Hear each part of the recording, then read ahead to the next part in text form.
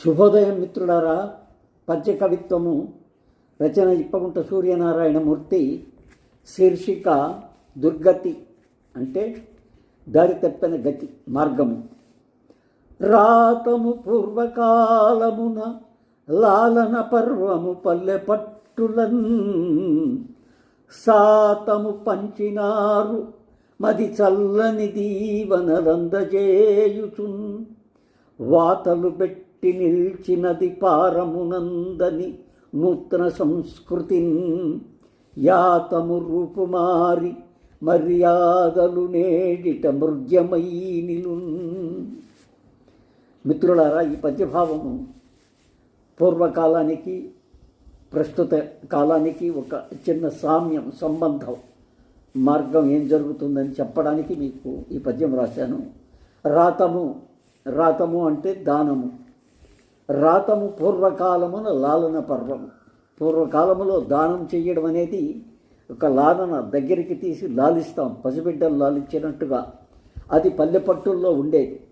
ఎవరైనా ఇంటికి వచ్చినప్పుడు వాళ్ళకి కావాల్సిన సౌకర్యాలు చేయడం, భిక్షువులు ఎవరైనా వచ్చినప్పుడు వాళ్ళకి కావలసినటువంటి దానం చేయడం, ఇది పూర్వకాల పద్ధతి. సాతము పంచినారు మది చల్లని దీవెనలు అందజేయుచున్. ఆ రోజుల్లో సంతోషాన్ని మనకి పంచిపెట్టారు. మనకి దీవెనలు ఇచ్చి మనల్ని దీవిస్తూ సుఖంగా ఉండమని మనకి చెప్తూ ఈ విధంగా దీవెనలు కూడా అందించారు.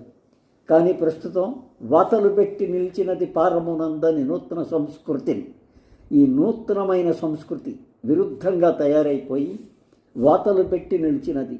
ఎలాగా? పారమునందలేక మనం అవతల దరికి వెళ్ళలేకపోతున్నాం, మధ్యలో ఇరుక్కొని పోయి ఉన్నాం. ఇలాంటి పరిస్థితుల్లో వాతలు పెట్టింది మనకి ఈ సంస్కృతి, కొత్త సంస్కృతి. యాతము రూపుమారి, యాతము అంటే గతం, ఆనాటికి అది రూపుమారి మర్యాదలు నేడిట మృగ్యమైనవే.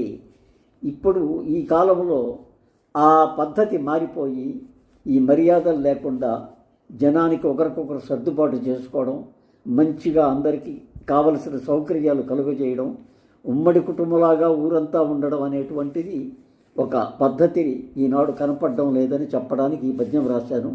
మిత్రులు ఈ పద్యం చదివి మీ మనోభావాన్ని చెబుతారని ఆశిస్తూ సెలవు తీసుకుంటాను. నమస్తే.